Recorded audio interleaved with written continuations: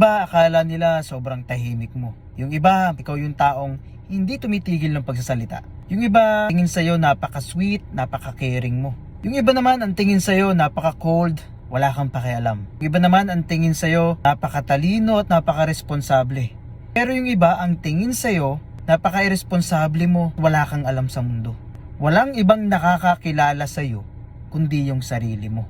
Hindi alam ng ibang tao kung ano ba talaga ang tunay na ikaw.